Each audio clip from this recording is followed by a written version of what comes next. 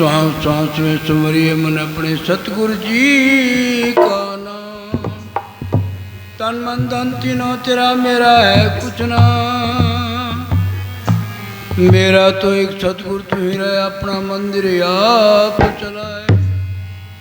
फिर इस तन मंदिर में बैठ के देख रहा भला बुरा सब काम। मैं पापी पड़ सो गया तो कभी लिया न तेरा नाम। 4 मिले सार से गंगा गमपुर धाम। नूर सिंह परम संत मिले तो हाजिर नाजिर राम।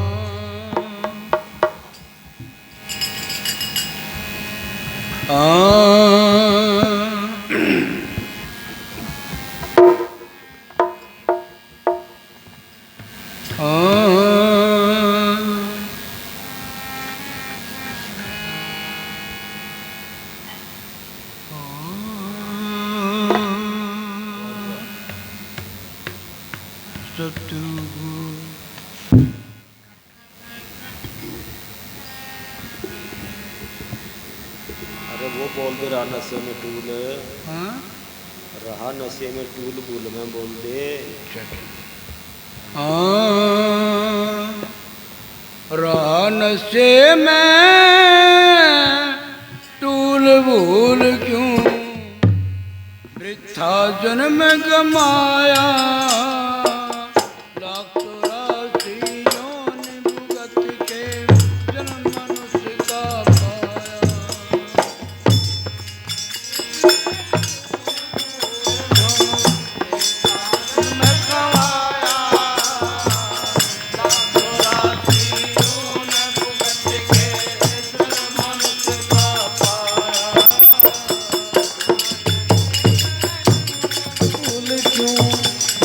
जन्म गवाया लाखों राशियों में भुगत के जन्म मनुष्य का पाया।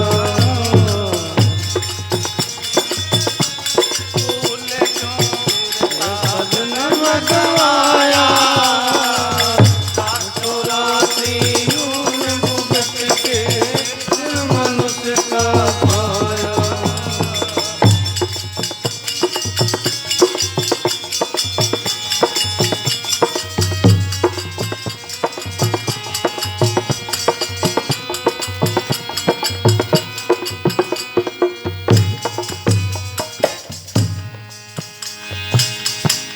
मालिक ने शरीर रचा दिया, खेल प्रेम का रंदा।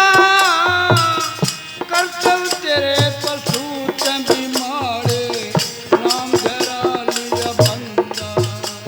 ओ कर्तव्य तेरे पशु तभी मारे, नाम धरा लिया बंदा। बंदा है तो कर ले बंदगी, बड़ा फिरे तू गंदा।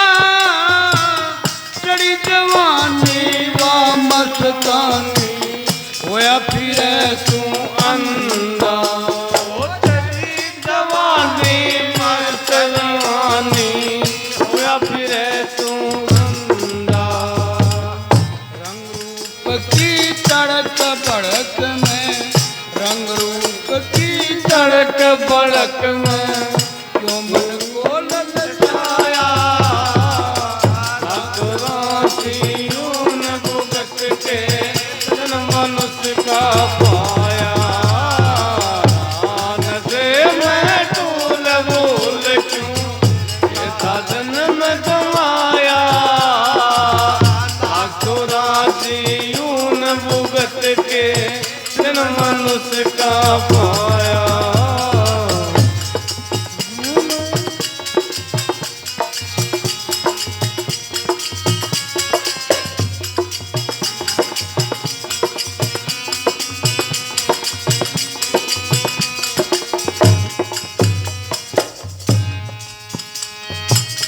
जगत सेठ की पूंजी लेके आया था बन व्यापारी। उल्टे धंधे लाद के भाई तने रकम गमा गई सारी। उल्टे धंधे लाग लाग के रकम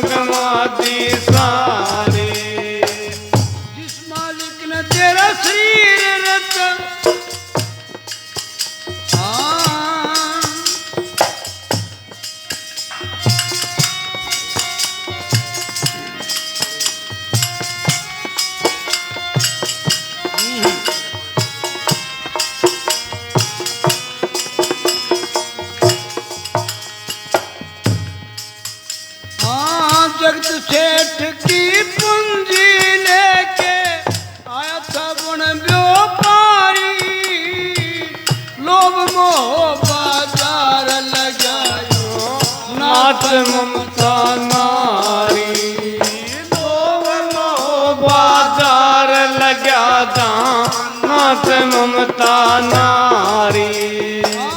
पांच छगों ने घेर लिया तेरी अकल काल ने मारी, के मुले के उल्टा जागा आश्रम सब तारी, के बोले के उल्टा जागा आश्रम सब तारी। धन कुछ ना करी कमाई भाई पल्ले ते मूल गवाया यूं भुगत के जन्म मुझका पाया, से मैं टूल भूल क्यों फिर था जन्म गवाया। चौरासी यूं भुगत के जन्म मुझका पाया, मैं टूल भूल क्यों फिर था जन्म गवाया। चौरासी यूं भुगत के जन्म मुझका पाया।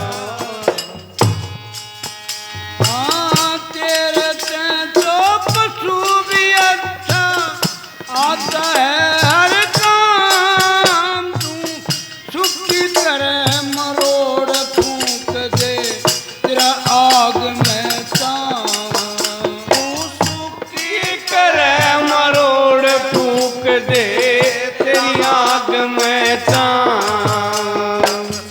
जिस मालिक ने तेरा शरीर रचाया तू भूल जा उसका नाम, जिसका खावे करे पूरा तू असली नमक हराम। जिसका खावे करे बुरा तू असली नमक हराम। उस मालिक ने एक भूल करी तेरे पूछ नहीं लाया चौरासी यूं भुगत के जन्म मनुष्य का पाया। तान से मैं टूल भूल क्यों फिर था जन्म गमाया। चौरासी यूं भुगत के जन्म मनुष्य का पाया। तान से मैं टूल भूल क्यों फिर था जन्म गमाया। चौरासी यूं भुगत के जन्म मनुष्य का पाया।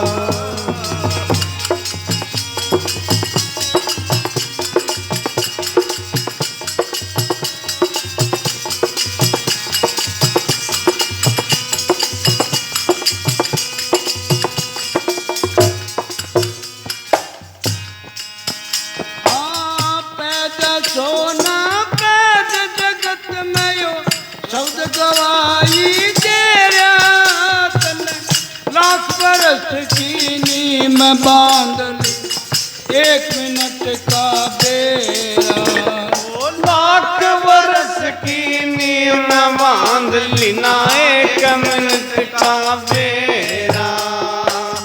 महल हवेली छोड़ चले हो जंगल के में डेरा, बिन सतगुरु तेरा कोई न साथी लगे अंत में बेरा।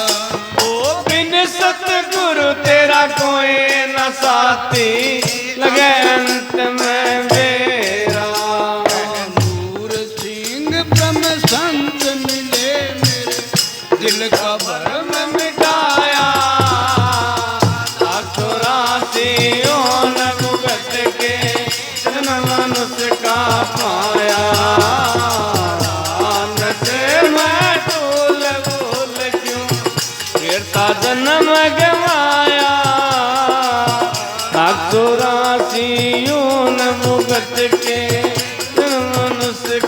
पाया। धन से मैं टूल वूल क्यों फिर था जन्म गवाया। ना 84 यूं भुगत के जन्म मनुष्य का पाया। दान दान सतगुरु तेरा ही आसरा। समझाते कि भाई रहा नशे में टूल भूल में क्यों वृथा जन्म गया। अब तू अपना जीवन जो है व्यर्थ में खो रहा है, क्यों वृथा जन्म गंवाया। 1,84 योन भुगत के और जन्म मानुष का पाया। 84 लाख योनियों में घूम करके ये जीव आया है और फिर ये मानुष का जन्म मिला है। अगर ये हमारा उस मालिक की भक्ति के बगैर ये जीवन चला गया तो हम फिर उस 84 के अंदर चले जाएंगे। संतों ने लिखा है, कबीर साहब जी कहते हैं कि जिसको सत्संग लगे ना प्यारा वो नर कर्मों का मारा। कि वो कर्मों का मारा हुआ है, उसके ऊपर कर्मों की मार बहुत बड़ी है, इसलिए उसको अच्छा नहीं लगता। जैसे एक बीमार आदमी हो, उसको मिठाई दो, वो कहेगा खारी है। क्या मिठाई खारी होती है? मिठाई तो मीठी होती है, इसलिए उसका नाम मिठाई है। लेकिन उसको खारी लग रही है, क्यों? क्योंकि उसको बीमारी है, उस बीमारी की वजह से उसको वो खारी लग रही है। तो इसी तरह से जिसको संतों का सत्संग अच्छा नहीं लगता, उनके ऊपर कर्मों की मार पड़ी हुई है। उनको जो है वो कर्मों की बीमारी लगी हुई है। हमारे अंतकरण जो है वो मेले हो रहे हैं, शुद्ध नहीं है। अंतकरण संतों ने बताया किसको कहते हैं? मन, चित्त, बुद्ध, अहंकार। ये 4 पुर्जे हैं शरीर के अंदर सूक्ष्म में। अब इन पे जो है वो कर्मों की मैल चढ़ी हुई है। लोग स्नान करने के लिए जाते हैं तीर्थों में, साल भर जो भी किया, जैसा भी किया, अच्छा बुरा जो हुआ, अब उसको वो विचार करके कि एक साल भर का जो भी कोई पाप कर्म हुआ उसको धोने के लिए, उसको उतारने के लिए चलो तीर्थ स्थान कर स्नान कर आते हैं। अब तीर्थ स्नान करने के लिए चले जाते हैं और करके आ जाते हैं। अब तीर्थ स्नान करके आते हैं तो संतों ने कहा कि गया तो था पहले वाला जो मेल था वो उतारने के लिए 10 मन और लाद करके आ गया। क्यों? कि उसके इस बात का और अहंकार उसके ऊपर चढ़ गया कि मैं तीर्थ करके आया हूं, मैंने वहां पुण्यदान किया। अरे तीर्थों के अंदर संत कहते हैं कि उस पानी से तन की मैल तो उतर सकती है, कपड़ों की मैल तो उतर सकती है, लेकिन जो तेरे मन पे मैल चढ़ी हुई है वो इस पानी से नहीं उतरेगी। तो तेरे मन के ऊपर कर्मों की जो मैल चढ़ी हुई है वो किससे उतरेगी? वो तो उन संतों की जो अमृत रूपी वचन है, सत्संग के अंदर जो अमृत रूपी जो गंगा बह रही है तो उसके अंदर नहाएगा तो उतरेगी, नहीं तो ये पानी से उतरने वाली नहीं। विचार हैं अपने अपने। संत कहते हैं बहुत से लोग इस बात पे विचार कर लेते हैं कि चलो ये पाप हो गया, अब इसके बदले में कुछ पुण्य कर देते हैं, चलो ये पाप समाप्त हो जाएगा। संत कहते हैं नहीं, जो पाप किया है उसका पाप का तेरे को कर्मदंड मिलेगा और पुण्य किया है उसका तेरे को पुण्य का फल मिल जाएगा। ये नहीं होगा कि पुण्य के बदले जो है वो पाप खत्म हो जाए, नहीं होगा ऐसा। पुण्य का फल मिल जाएगा, पाप का तेरे को दंड भोगना पड़ेगा। तो संतों ने समझाने की कोशिश की है इस जीव को कि ये इस कर्मों की मार से बच जाए। हम कर्मों के अनुसार 84 भोगते हैं और फिर 84 लाख योनियां भोगने के बाद फिर ये मानुष का तन मिलता है। ये उस परमात्मा को दयालु का है, वो दयालु इसीलिए है कि इसको फिर मानुष का जन्म देता है तो वो अपने जैसा इसको बना करके भेजता है। उस जैसा वो मालिक जो है वो पुरुष के रूप में है, इसी तरह इसको पुरुष के रूप में अपने जैसा इसको बना करके भेजता है कि ये अपने इस 84 वाले चक्कर को जो है इसको समाप्त कर ले इसके अंदर आकर के, उस राम नाम की भक्ति करके, या ये कोशिश करे संतों की शरण में जाकर के कि मैं वस्तु क्या हूँ, मेरे इस शरीर के अंदर वो क्या वस्तु है जो बोल रही है, जो इसको जीवित रख रही है, वो क्या वस्तु है, कितनी लंबी चौड़ी है, वो कितनी मोटी है, कितनी पतली है। कबीर साहब जी एक शब्द के द्वारा कहते हैं कि मेरी नजर में मोती आया है, तो लोग क्या कह रहे हैं उसको, कोई कहे हल्का और कोई कहे भारी। बोलो कई लोग तो यूं कह रहे वो तो हल्का सा है, और कोई कह रहे नहीं वो तो बहुत भारी है। बोलो दोनों ने भ्रम बुलाया, वो दोनों ही भ्रम में है, नहीं पता उनको, वो हल्का भारी है ही नहीं। लेकिन ये बात तो जब समझ में आएगी कि जब हम उसको देख लेंगे। जब तक हम कोई भी वस्तु आंखों से नहीं देख लेते तो सुनी सुनाई बात के ऊपर, क्योंकि और तो हमारा जोर नहीं चलता, उसकी कही हुई बात पे विश्वास करके मानना पड़ता है, लेकिन अंदर संशय रहता है कि क्या पता ये ऐसा है कि नहीं, क्लियर नहीं होता। इसीलिए कबीर साहब जी ने इसके बारे में एक बात कह भी दी है कि जब तक देखो नहीं नैनी तो मानो न गुरु ही की कहनी, कि गुरु की कही हुई बातों पे आप मत खड़े हो, वो जो कह रहे हैं उसको करके देखो, आंखों से, अपनी आंखों से, फिर आपको जो है किसी प्रकार का संशय नहीं रहेगा, क्योंकि प्रत्यक्ष को प्रमाण की जरूरत नहीं होती। तो इसी तरह हमारे संतों ने समझाने की कोशिश की। अब 84 लाख योनियों के अंदर देखो किस किस प्रकार की योनियों के अंदर क्या क्या कष्ट हमें सहने पड़ते हैं। अब कबीर साहब जी ने जैसे समझाने की कोशिश की कि जिसको सत्संग लगे ना प्यारा वो नर कर्मों का मारा।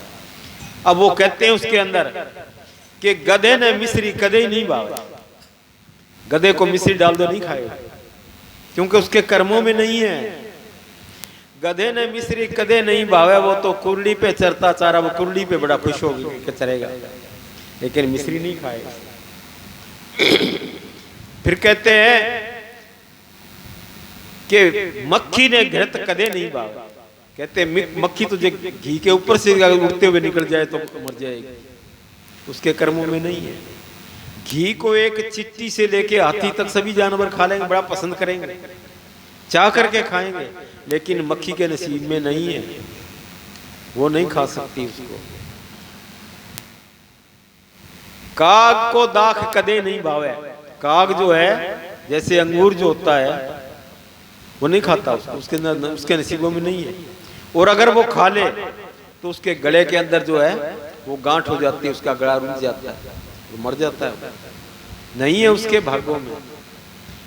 सुअर को सवर्ग साधो कदे नहीं भावे, सुअर को अगर स्वर्ग के में ले जाने की बात कहे, वो कहते भी हैं कि एक बार स्वर्ग से कोई दूत भेजा मर्तलोक के अंदर, कोई किसी बनिए के पास कि जाओ उस सेठ को स्वर्ग में ले आओ। अब उसने दूत ने आकर के उस बनिए से कहा कि भाई चल तेरे को स्वर्ग में बुलाया कि वहां कोई 2 पैसे की आमदन है क्या? करे आमदन, अरे वहां तो आनंद है, तू क्या आमदन की बात करता, कहता 2 पैसे की आमदन है तो मैं चलूं, नहीं तो मैं नहीं जाऊंगा। अब वो जो है इनकार कर दिया उसने। अब वो सारी नगरी के अंदर घुमा, लेकिन किसी ने जो है हाँ नहीं की। अब वो चलने लगा तो जाते जाते एक सुअर जो है वो कुर्ली पे चल रहा था, उसने सोचा चल इसको ही ले चलूं, अगर ये चला जाए तो कम से कम मुझे खाली तो नहीं जाना पड़ेगा। अब सूर से कहा करे सूर चल तेरे को स्वर्ग में ले चलो, के वहां ऐसी कुंडली है क्या? अरे स्वर्ग में कुंडली कि तो मैं नहीं जाऊंगा जब स्वर्ग में कुंडली नहीं है तो इस तरह से कहते हैं कि सुअर को स्वर्ग कभी नहीं भावे, वो कुंडली पे चरता चारा, वो गंदगी में लेटे दिन सारा दिन गंदगी के अंदर लेटे रहता है, मुंह को पूरे जो है ना उसे गंदगी के अंदर घसोड़े रखता है। तो अब उनको छोड़ो, आप हमारे अंदर आप इस बात को अपने आप पे लेकर के देखो, हम भी उस रास्ते से होकर के आए, हम 84 लाख योनियां भुगत करके इस मानुष देह के अंदर आए, और अगर हमारा ऐसा कोई काम कोई नहीं बना, हम गुरु सर नहीं मिली और राम नाम की कमाई नहीं हुई, तो उस 84 के अंदर फिर जाना पड़ेगा। ये सब विचार की बातें हैं। संतों ने दया करके समझाने की कोशिश की। वो कहते हैं अभी कोई माने तो उनकी मौज, ना मानो तो तुम्हारी आवाज। वो तो कहते हैं भाई हम तो चौकीदार हैं, हमें तो ये आवाज मारनी है, हमारी तो ड्यूटी है। भाई कोई हमारी आवाज सुन करके जागेगा तो अपने माल को बचा लेगा, और भाई कोई सोया रहेगा तो भाई उसका माल जो है चोर लूट ले जाएगा। तो इसी तरह से हमारे अंदर ये काम, क्रोध, मोह, लोभ, अहंकार, ये 5 ठग हैं। ये हमारे उस अमृत रूप ये अमृत जो है उस आत्मा की खुराक है। ये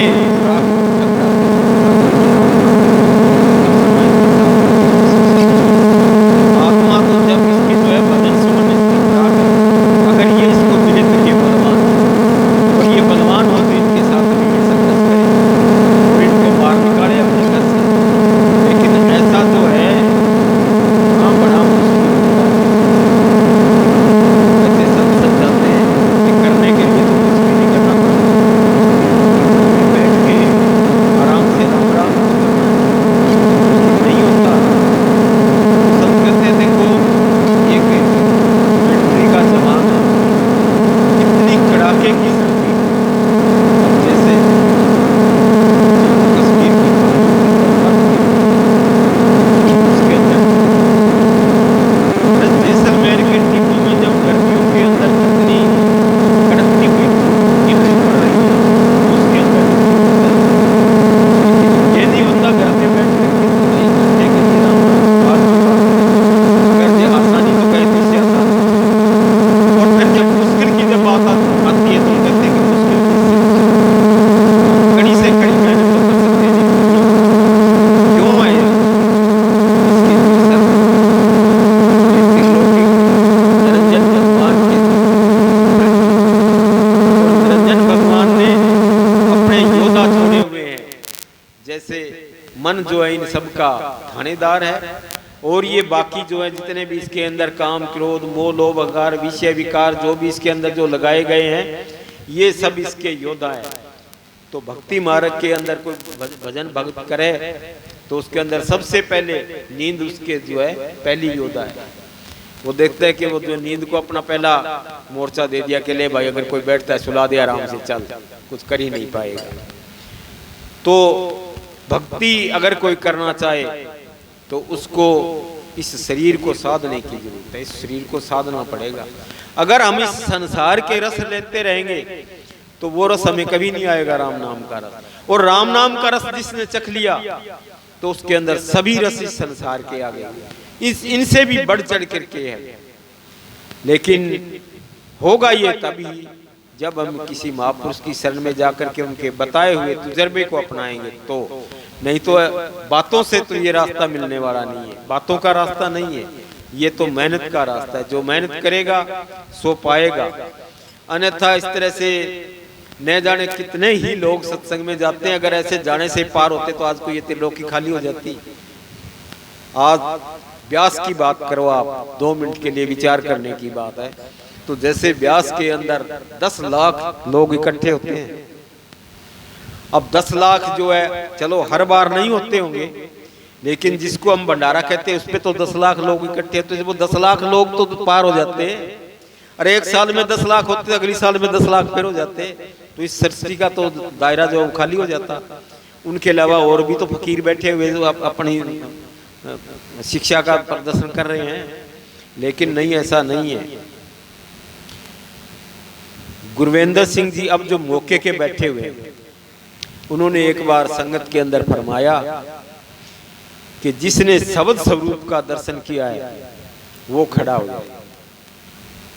भाई यहाँ महाराज सावन सिंह जी तक के चेताए हुए बैठे हैं, भाई जिसने शब्द स्वरूप का दर्शन किया है, कहते सन्नाटा छा गया सारे सत्संग के अंदर। बड़ी मुश्किल बात है। पीछे कुछ बात आई भजन सुमरण करने की, सुमरण की जब बात आई, उनकी जो कमेटी थी वहां की, उन्होंने कहा जी ये तो काम होने वाला ही नहीं, उन्होंने कहा भाई होने वाला कैसे नहीं? क्या स्वामी जी ने भजन सुमरण नहीं किया? क्या जयमल सिंह जी ने भजन सुमरण नहीं किया? क्या सावन सिंह जी ने भजन सुमरण नहीं किया? क्या जगत बहादुर जी थे उन्होंने सुमरण भजन नहीं किया? क्या चरण सिंह जी ने सुमरण भजन नहीं किया? अरे तुम ये क्या कैसे कह रहे हो कि होने वाला काम ही नहीं है? नहीं, ये हमारा मन बदमाशी करता है। और मन जो है उस निरंजन भगवान का पहला वकील है, ये पूरी त्रिलोकी का।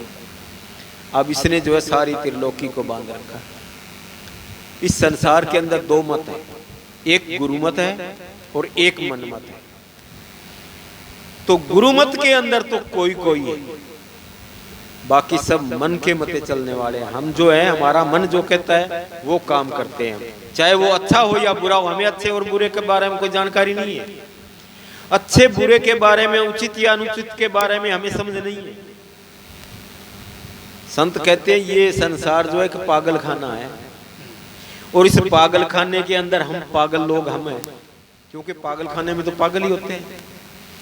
किसी एक शख्स ने बताया कि मैं पागल खाने चलेगा देखने के लिए, तो पागल खाने के अंदर बहुत सारे पागल थे।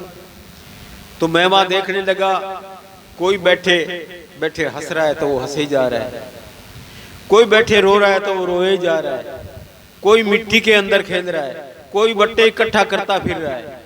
तो यानी सारे अपने अपने तरफ से लग रहे हैं, लेकिन वो अपनी तरफ से तो सही कर रहे हैं। क्या वो सही कर रहे हैं? अब मैं उधर से घूम करके हॉस्पिटल की तरफ चला गया, तो वहाँ हॉस्पिटल के बरामदे के अंदर वहाँ का एक जो है चौकीदार था, वो सोया पड़ा था, दोपहर का टाइम था, फर्श पे नीचे ही। तो उसका मुंह जो है जरा खुला था, तो दांत जो है बाहर दिखाई दे रहे थे। एक पागल उधर से घूमते हुए आ गया और वहां जो है उसकी तरफ आ गया, उस चौकीदार की तरफ, और उसने उसकी तरफ देखा। रहे जब वो दांत उसको बाहर दिखाई दिए तो उसने देखा कि ये तो मेरे को देख के हंस रहा है। अपने अंदर उसने फैसला कर लिया कि ये तो मेरे को देख कर हंस रहा है, मेरी मजाक उड़ा रहा है। अब वो वहां से गया, उधर से एक बड़ा सा पत्थर ले आया उठाकर और ला करके उसके सिर पे दे मारा, और वो जो उससे उसकी मौत हो गई। अब विचार करो, क्या उसने सही किया? गलत किया उसने, लेकिन उसने अपनी तरफ से सही किया। तो इसी तरह से हम इस पागल खाने के अंदर, हमें भी पागलपन का दौरा पड़ा हुआ है, किसी को किसी प्रकार का पड़ा हुआ है, किसी को किसी प्रकार का। वो जो कर रहे हैं अपनी तरफ से सही कर रहे हैं, लेकिन उन महापुरुषों से, उन संतों से जाकर के पूछें कि क्या ये हमारा काम जो हम कर रहे हैं सही है? नहीं, सही नहीं है, हम गलत कर रहे हैं। अरे हम क्या करने के लिए आए थे और हम क्या करने लग रहे हैं? हमारा क्या हाल होगा जिस दिन संसार से विदाई होगी? क्या हमने कभी इसका विचार किया है कि हमारा ये जीव आत्मा जो है ये कहाँ जाएगा? कोई हमें इस बात के बारे में कोई ख्याल नहीं है, किसी को इसके बारे में पता नहीं है। पता उनको है जो उन संतों की बात को मान करके, जिन्होंने उसको प्रैक्टिकल में लिया है, उन्होंने इस बात को जाना है कि मरने के बाद ये जीव कहाँ जाएगा और इसका क्या होगा। बहुत से सत्संगी ऐसे हैं जो संतों के बताए हुए उस मार्ग पे चले हैं, उन्होंने इस पे मेहनत की है, उसको प्रयोग में लाए हैं। वो ऐसे सत्संगी जो हैं, कोई तो 6-6 महीने पहले बता देता है कि मैं 6 महीने के बाद चला जाऊंगा, कोई 2 महीने से पहले बताता है, कोई महीने पहले बता देता है, कोई ऐसे हैं 2-4 घंटे पहले बता देते हैं। और बाकी के जो हैं जिन्होंने कुछ नहीं किया, उन्हें कोई पता नहीं कब मौत आनी है, कब आ जाएगी और आएगी तब क्या होगा। कबीर साहब जी एक शब्द के अंदर कहते हैं कि मनवाते नहीं बिचारी, तेरी मेरी करता तय उम्र खो दी सारी। कि तू तेरी मेरी में लगा रहा या तेरी अय्या में, इसमें लगा रहा तू, तूने कभी विचारा ही नहीं कि एक दिन तेरे को यहाँ से जाना भी पड़ेगा। उसके लास्ट में वो कहते हैं कि रुक गया कंठ 10 दरवाजा, मच गई झारी रे, कहत कबीर सुनो भाई साधो, यह है करनी थारी, तुमने ऐसी करनी की है। अब अंत समय जब आया तो कंठ जो है वो रुक गया, बंद हो गया। अब वो बोलना तो चाह रहा है लेकिन बोला नहीं जा रहा, आंखों से आंसू निकल रहे हैं। अब पास खड़े हुए सभी देख रहे हैं।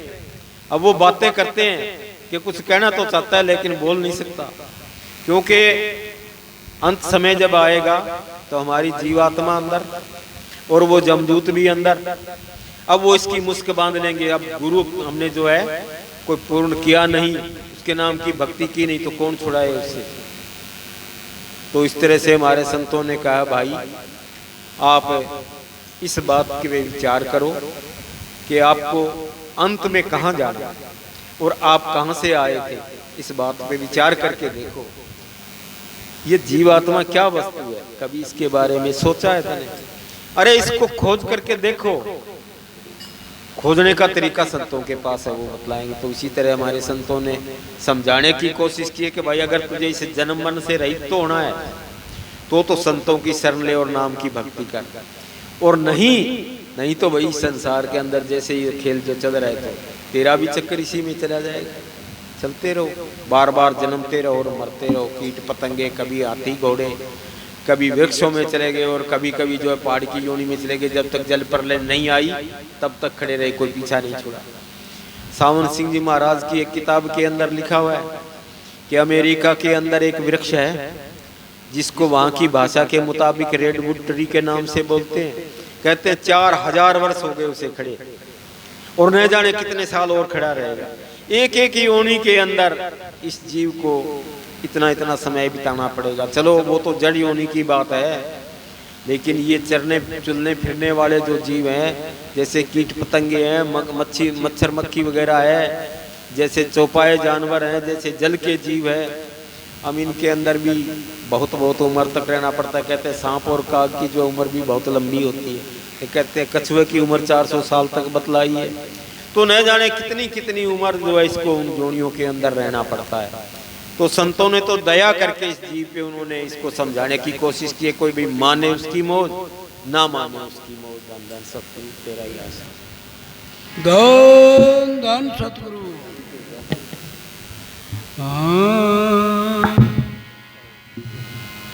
कर ले पगले बंदे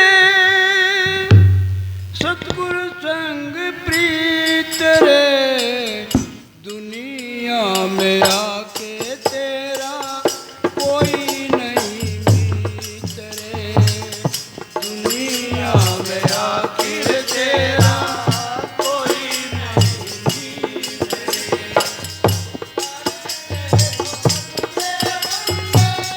सतगुरु संग प्रीत रे, दुनिया में आके तेरा कोई नहीं मीत रे।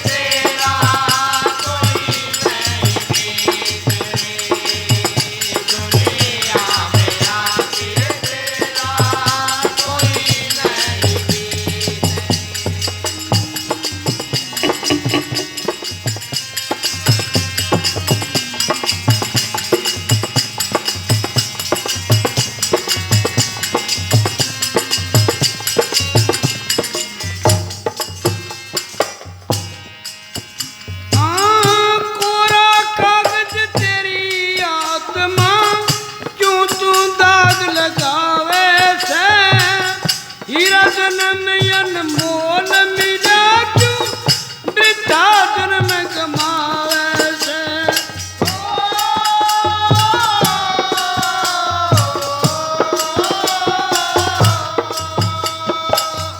कोरा कागज तेरी आत्मा क्यों तू दाग लगावे से। हीरा जन्म अनमोल मिला क्यों वृद्धा श्वास कमावे से। नूर सिंह ब्रह्म संत कह जी, नूर सिंह ब्रह्म संत कह गुरु के गाओ गीत रे।